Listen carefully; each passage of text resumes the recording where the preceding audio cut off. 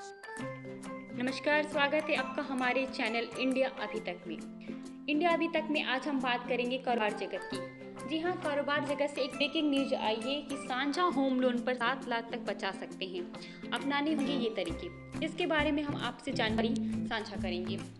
आयकर के पुराने स्लैब के तहत करदाता कई तरह के टैक्स में छूट का दावा करते हैं, जिनमें होम लोन सबसे आकर्षक विकल्प है। साझा होम लोन में सिर्फ कर्ज की राशि बढ़ जाती है, बल्कि टैक्स भी दोनों को अलग अलग मिलती है। आईटीआर में साझा होम लोन पर कितना और कैसे टैक्स क्लेम कर सकते हैं, इसके बारे में हम जानते हैं।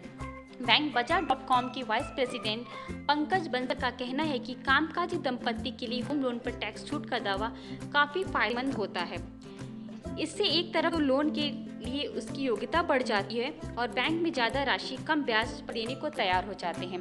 वहीं आयकर की धारा 24B के तहत होम लोन के ब्याज दर पर व्यक्तिगत करदाता 2 लाख तक और धारा 80C के तहत मूलधन पर 1.5 लाख रुपए छूट का दावा कर सकते हैं। इस तरह एक करदाता को 3.5 लाख रुपए तक टैक्स छूट मिल जाती है होम लोन पर। वहीं साझा होम लोन में दंपत्ति अपने आईटीआर में इसका दावा अलग अलग कर सकते हैं और टैक्स में 7 लाख तक छूट पा सकते हैं। मालिकाना हक, लेकिन दोनों की हिस्सेदारी इसमें जरूरी है। आयकर की धारा 26 के तहत साझा होम लोन पर टैक्स छूट के लिए पति पत्नी का मकान पर मालिकाना हक जरूरी है। लोन में भी दोनों की हिस्सेदारी जरूरी है। अगर सिर्फ होम लोन की योग्यता बढ़ाने के लिए साझा कर्जदार बनाया है तो छूट का दावा सिर्फ वही व्यक्ति कर सकता है जो मालिकाना हक जिसका होगा। तो आपको ये बात क्लियर हो गई होगी कि जिसका घर पे मालिकाना हक रहेगा उसी को आपके कर मतलब आयकर में छूट मिलेगी। इसलिए दोनों का अगर हक होगा तो दोनों को टैक्स में छूट मिलेगी। वही मालिकाना हक व लोन में दोनों का नाम है, लेकिन ईएमआई देने वाला ही करेगा। साझा आवेदन लोन की योग्यता बढ़ जाती है। बैंक ब्याज दर पर होम लोन दे सकते हैं। लोन की आवेदन में दोनों को मालिकाना हक की हिस्सेदारी नहीं लिखी है तो बैंक से 50-50% मानते हैं। ऐसे समझे गणित, ईएमआई में जितना हिस्सा उतना क्लेम।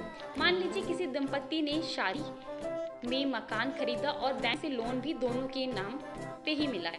अब टैक्स छूट का बंटवारा मकान खरीदते समय किए डाउन पेमेंट और लोन ईएमआई के आधार पर तय हुआ और दोनों डाउन पेमेंट और ईएमआई में बराबर भागीदारी करते हैं तो छूट का लाभ भी बराबर मिलेगा। यानी अगर दोनों दंपत्ति कामकाजी हैं, दोनों ईएमआई में बराबर का पैसा देते हैं तो दोनों को छूट मिलेगा। नहीं तो अगर आप सिर्फ एक व्यक्ति अगर ईएमआई पूरा भरता है तो सिर्फ छूट उसी को मिलेगा। इसलिए हिस्सेदारी दोनों की जरूरी है। ऐसा नहीं होने पर जो ज़्यादा ईएमआई देगा उसी छूट भी ज़्यादा मिलेगी। उनका कहने का मतलब यह है कि जो ईएमआई ज़्यादा देगा उसे छूट ज़्यादा मिलेगी। जैसे आपका 20,000 रुपये की ईएमआई है तो 15,000 एक व्यक्ति देता है और दूसरा व्यक्ति 5,000, तो उसको उसके आधार पर छूट मिलेगा।